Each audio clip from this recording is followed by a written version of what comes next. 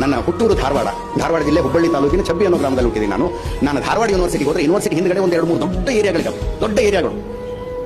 ಅಲ್ಲಿ ಏನಪ್ಪಾ ಅಂದ್ರೆ ಈ ಗೌರ್ಮೆಂಟ್ ಎಕ್ಸಾಮ್ಗಳಿಗೆ ಟ್ರೈನಿಂಗ್ ಕೊಡೋ ಇನ್ಸ್ಟಿಟ್ಯೂಷನ್ಸ್ ತುಂಬಿ ತುಳುಕ್ತಾವು, ಸಾವಿರಾರು ಸಂಖ್ಯೆಯಲ್ಲಿ.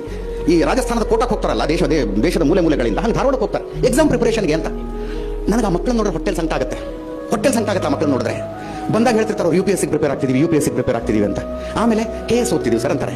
ಲಾಸ್ಟ್ ಹೆಂಗ್ ಬರ್ತಾರೆ ಅಂದ್ರೆ PDO ಎಕ್ಸಾಮ್ ಕರೆದ್ರು ಬರೀತಿರ್ತಾರೆ, ಕಾನ್ಸ್ಟೇಬಲ್ ಎಕ್ಸಾಮ್ಗೂ ಬರೀತಾರೆ, ಪ್ರೈಮರಿ ಸ್ಕೂಲ್ ಟೀಚರ್ ಎಕ್ಸಾಮ್ಗೂ ಬರೀತಾ ಇರ್ತಾರೆ. ಯಾವ ಕನಸು ಕಟ್ಕೊಂಡು ಬಂದು ಏನಾದ್ರಿ ನೀವು ಅಲ್ಲಿ ಅಂತ? ಅದಕ್ಕೋಸ್ಕರ ನೆನ್ನೆ ತಾನೇ ನಾನು ಆಫೀಸ್ ಒಂದಷ್ಟು 8 ಹುಡುಗರು ಬಂದು ಡೆಲಿಗೇಷನ್ 402 ಜನ ಪೊಲೀಸ್ ಸಬ್ ಇನ್ಸ್ಪೆಕ್ಟರ್ಗಳ ನೇಮಕಾತಿನ ರಾಜ್ಯ ಸರ್ಕಾರ ಅದಕ್ಕೆ ತಡೆ ಹಿಡಿದಿದೆ, ಅದನ್ನ ದಯವಿಟ್ಟು ಮಾಡಿ ಅಂತ ನಿಮ್ಮ ಸುದ್ದಿ ಪ್ರಸಾರ ಮಾಡಿ ಅಂದ್ರು. ನಾನು ದೇವರಾಣೆಗೂ ಮಾಡಲ್ಲ ಸುದ್ದಿ. ನಾನೇ 402 ಜನರ ಭವಿಷ್ಯ ಮಾಡ್ದಂಗಾಗುತ್ತೆ. ನಾನು ಏನ್ ಮಾಡ್ತೀರಿ ಸಬ್ ಇನ್ಸ್ಪೆಕ್ಟರ್ ಆಗಿ?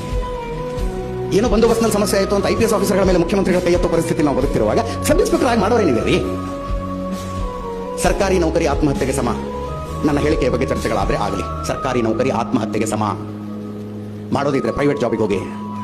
ನಿಮ್ಮ ಕಷ್ಟಕ್ಕೆ, ನಿಮ್ಮ ಪ್ರತಿಭೆಗೆ, ನಿಮ್ಮ ಟ್ಯಾಲೆಂಟ್ಗೆ ತಕ್ಕಂತಹ ಪ್ರೋತ್ಸಾಹ ಅಲ್ಲಿ ಮಾತ್ರ ಸಿಗೋದು. ನೌಕರಿಗೆ ಸೇರಿಕೊಂಡ 1 ವರ್ಷದಲ್ಲಿ ನೀವು ನಿಮ್ಮ ಪ್ರತಿಭೆಯನ್ನು ತೋರಿಸಿದರೆ ನಿಮ್ಗಿಂತ 10 ವರ್ಷ ಸೀನಿಯರ್ಗಿಂತ ಮೇಲೆ ಹೋಗ್ತೀರಿ ನೀವು. ಸರ್ಕಾರಿ ನೌಕರಿ ಒಬ್ಬ ಅವಿವೇಕಿಗೆ, ಒಬ್ಬ ಮೈಗಳನಿಗೆ ಯಾವಾಗ ಪ್ರಮೋಷನ್ ಆಗುತ್ತೋ ನಿಮಗೂ ಅವಾಗಲೇ ಆಗಬೇಕು, ಅವನಿಗೆ ಯಾವಾಗ ಸ್ಯಾಲರಿ ಆಗುತ್ತೋ ಅವಾಗಲೇ ನಿಮಗೂ ಆಗಬೇಕು.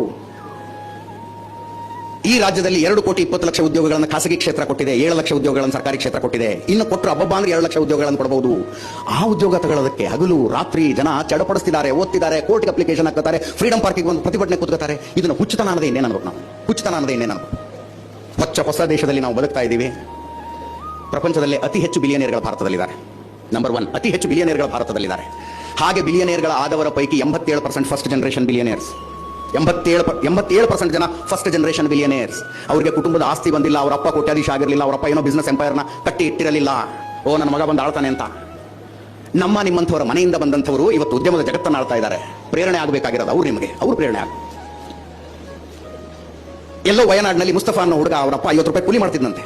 50 ರೂಪಾಯಿ ಕೂಲಿ ಮಾಡ್ಕೊಂಡಿದ್ದ ಕೂಲಿಕಾರನ ಮಗ ಇವತ್ತು ರೆಡಿಮೇಡ್ ಇಡ್ಲಿ ದೋಸೆ ಹಿಟ್ಟು ಮಾರುವ ಕಂಪನಿಯೊಂದನ್ನು ಕಟ್ಟಿದ್ದಾನೆ. His personal worth is 10,000 crores. 10,000 ಕೋಟಿ ಆತನ ಪರ್ಸನಲ್ ವರ್ತು.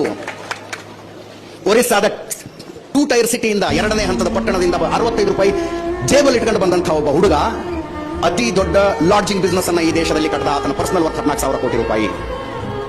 ಆತನಿಗೆ ಜಾತಿಯ ಹಿನ್ನೆಲೆ, ಈ ರೀತಿ ಸಾಧನೆ ಮಾಡಿದವರಿಗೆ ಜಾತಿಯ ಹಿನ್ನೆಲೆ ಇರಲಿಲ್ಲ, ಕೌಟುಂಬಿಕ ಹಿನ್ನೆಲೆ ಇರಲಿಲ್ಲ, ಶೈಕ್ಷಣಿಕ ಹಿನ್ನೆಲೆಯೂ ಇರಲಿಲ್ಲ. ಅಂಥದ್ದೊಂದು ಜಗತ್ತಿನಲ್ಲಿ ನಾವು ಬದುಕ್ತಾ ಇದ್ದೀವಿ. ಆ ಪ್ರೇರಣೆಗಳು ನಿಮ್ಮಲ್ಲಿ ಬರಲಿ. ನಾನು